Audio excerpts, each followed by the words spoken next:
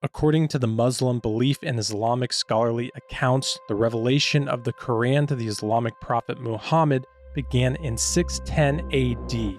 This is when we first hear of the God Allah and worshipping to him. But what many people don't know is that Allah is actually connected to Satan, Baal, as well as the coming Antichrist. And by the end of this video, I believe you'll see that Allah is not only associated with them, but actually is them. We'll start off with Allah's connection to Satan. In Islam, it is said that Allah has 99 names. Actually, when looking into it, he has over 99 different references. But the Quran actually describes that the characteristics of Allah are actually the same characteristics that Satan has. In Quran 3:54, it says, "And the unbelievers deceived, but Allah deceived as well, for Allah is the best deceiver." Revelation 12:9, written 600 years before that verse in the Quran. "And the great dragon was cast out, that serpent of old called the devil and Satan, who deceives the whole world. He was cast to the earth, and his angels were cast out with him."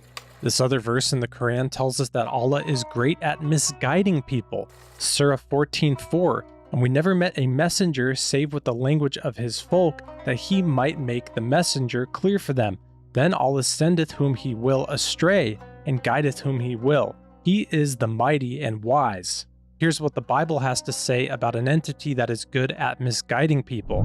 2 Corinthians 11:14-15, "And no wonder, for Satan himself disguises himself as an angel of light. So it is no surprise if his servants also disguise themselves as servants of righteousness. Their end will correspond to their deeds." If Allah is out there misguiding people, then he's tempting them away from the truth.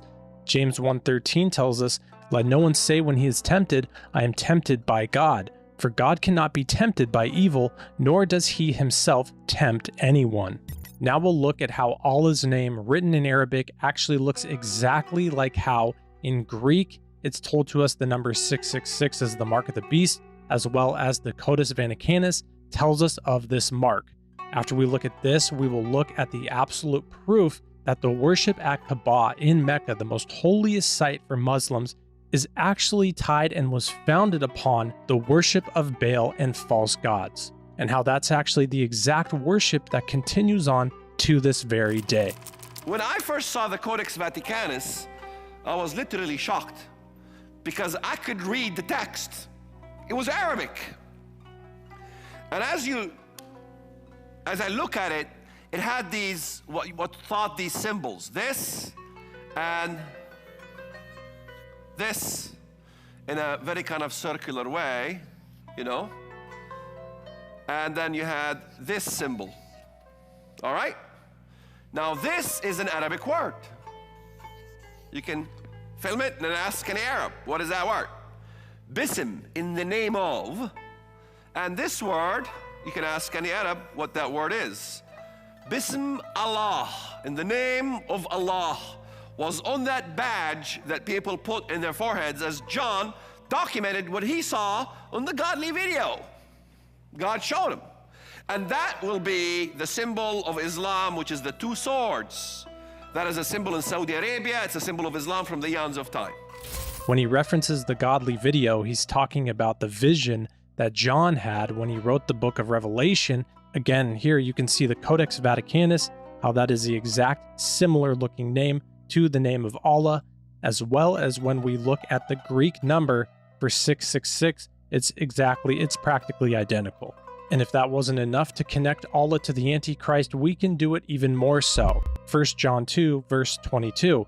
"Who is a liar but he that denieth that Jesus is the Christ? He is Antichrist that denieth the Father and the Son."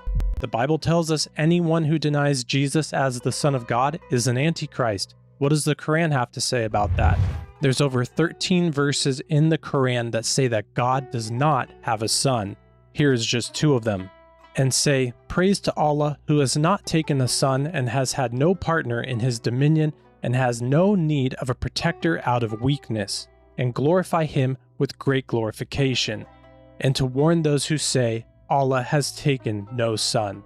This brings us back now in history to the beginning of Kaaba and Mecca, the most holiest site for Muslims, And we can actually see how there's a connection here to Baal worship. And not only that, but the worship of Baal is the worship of Satan. Jesus tells us this himself. We'll connect this all right now. Kaaba is the holiest and most sacred site to Muslims in the city of Mecca, which is of the utmost importance to Islam. A pilgrimage to this site is a duty that must be done by Muslims at least once in their lifetime. This is what Muslims believe as to how Kaaba began. Mecca is also significant because it is considered the first place on earth that God Almighty was worshipped alone. And so, it was at that very spot that Abraham and his son Ishmael built the first house of worship for God. When Abraham and Ishmael had finished building the sacred house, there was still one brick that had to be put in its place. And so, Abraham sent his son Ishmael off to find a unique stone that he could put there. But God Almighty destined that the final stone that was to be laid would not be from the material of this world, but instead a stone directly from the heart of paradise.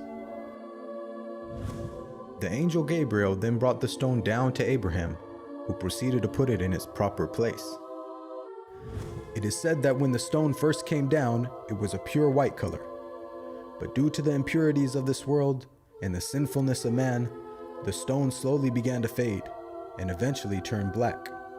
This is the story that Islam teaches, but what they don't tell you is that this site was going on way before they started worshiping Allah, and what it was a house and a place of worship of false idols. Hundreds of years before Muhammad was even alive, someone by the name Amr went off to a distant land, found an idol, and brought it back to Mecca.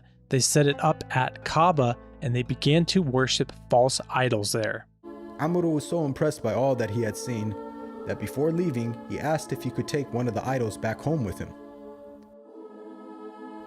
The people agreed, and so Amr took the idol and placed it along with the other goods and merchandise in his caravan.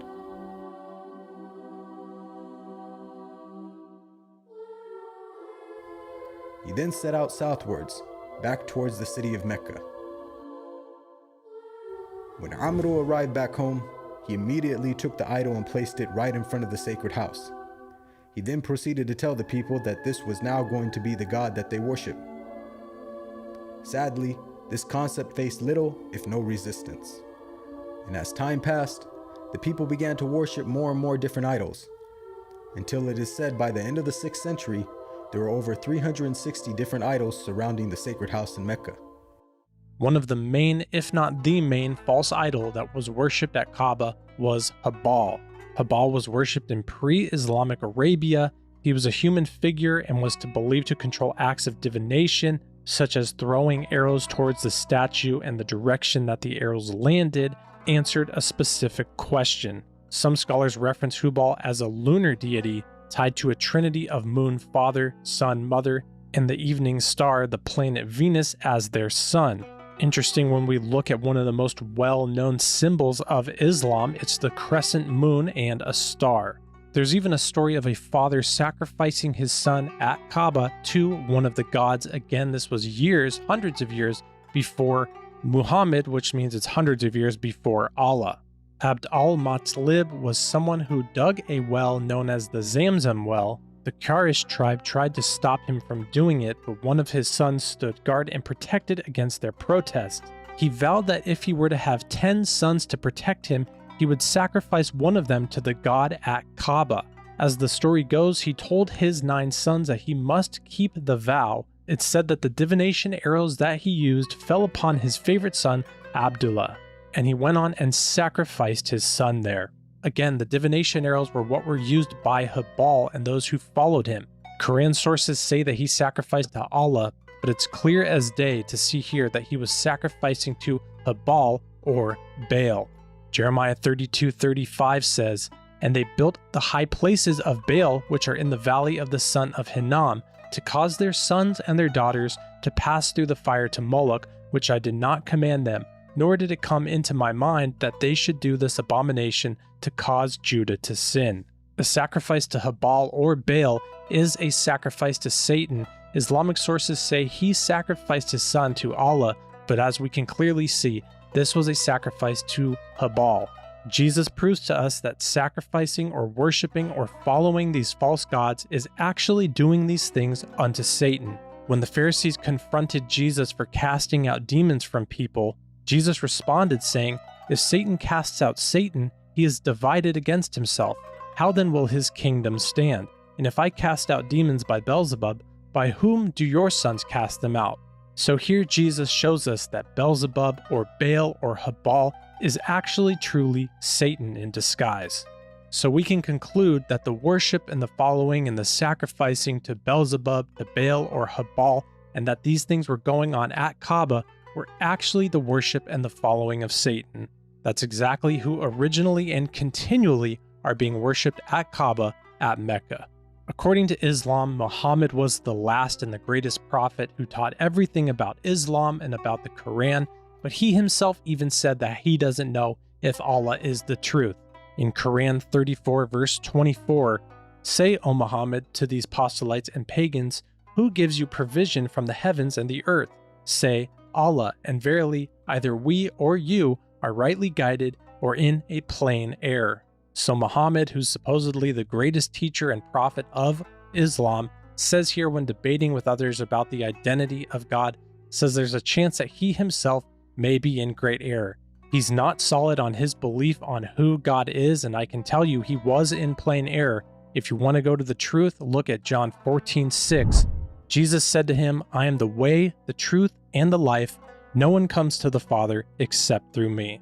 I hope you've given yourself fully unto Jesus, and you can confidently say, you are not in plain error, you know the way, the truth, and the life. Jesus is the only way to God, the only way to heaven, and that's the absolute truth. I pray you all are well. Thanks for watching, and God bless.